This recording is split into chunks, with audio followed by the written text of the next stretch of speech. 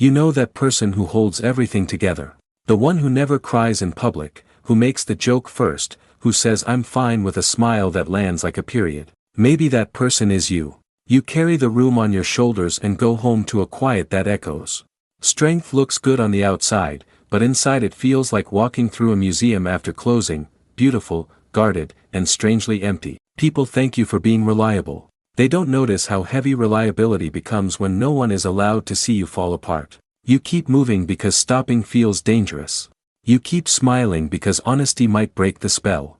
And in that performance of being okay, you start to disappear from your own life. What happens when the armor that protects you also keeps you from feeling alive? There's a kind of exhaustion that doesn't come from work or lack of sleep, it comes from pretending to be unbreakable. You wake up every day already wearing your mask, already rehearsing how to sound fine. You've built an image of strength so convincing that even your closest friends forget to ask if you're okay. You've learned that showing pain makes people uncomfortable, that silence earns you respect, and that composure looks a lot like maturity. But inside, there's this quiet ache, a loneliness that grows every time you smile through the storm. You start to envy people who cry freely, who ask for help without guilt. You want to be seen, but you're terrified of what that kind of vulnerability might cost.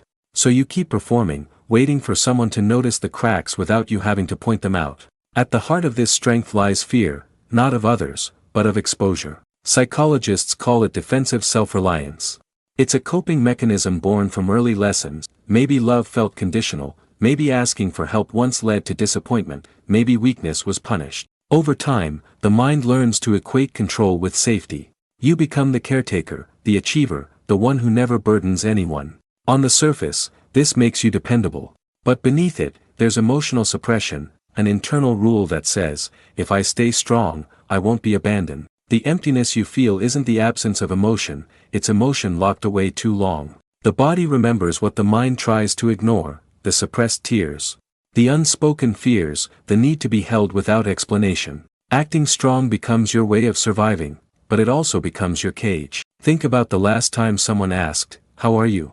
And you said, "I'm fine," even when you weren't. You probably did it automatically, because it's easier to sound strong than to sound human. But in that tiny moment, you can feel the split between who you show to the world and who you really are. You start noticing it everywhere, the smile that feels rehearsed, the laugh that buys you silence, the comfort you offer others but never yourself. You begin to realize that strength, for you, has never been about courage, it's been about survival. You wear it like armor, but it's starting to suffocate you. Because real strength isn't about how much pain you can hide, it's about how much truth you can face.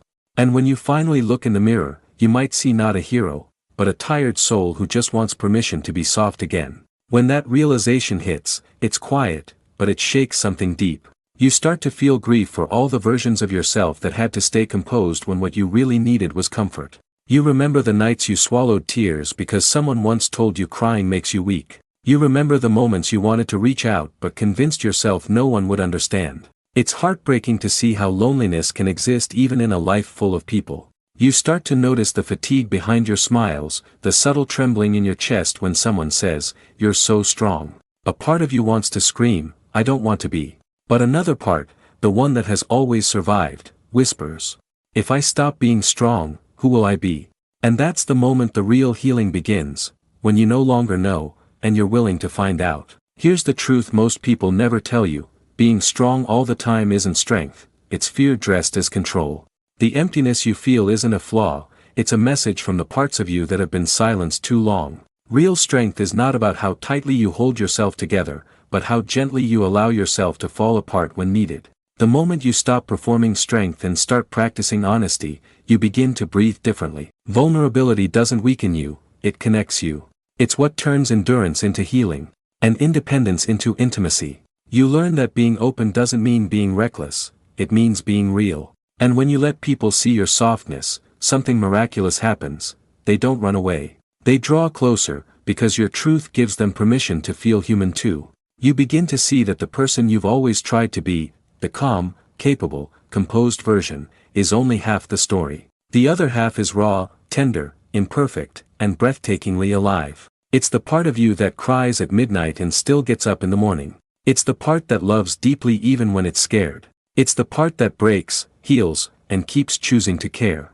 When you stop hiding that side, life starts to feel fuller, not because it's easier, but because it's real. You stop needing to prove your strength and start trusting your humanity. You realize that emptiness was never your enemy, it was a signal. It was your soul saying, "You've been strong for too long. Come home to yourself." And maybe for the first time, you listen. If you've spent years being the strong one, the listener, the fixer, the calm in everyone else's storm, this is your quiet permission to rest.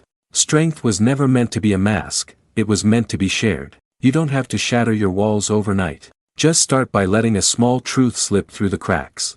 Tell someone, "I'm not okay today," and see how the world doesn't end. Sit in your emptiness without trying to fill it. That silence you fear might actually be peace waiting to be heard. Healing doesn't happen when you stop being strong, it begins when you stop pretending you have to be.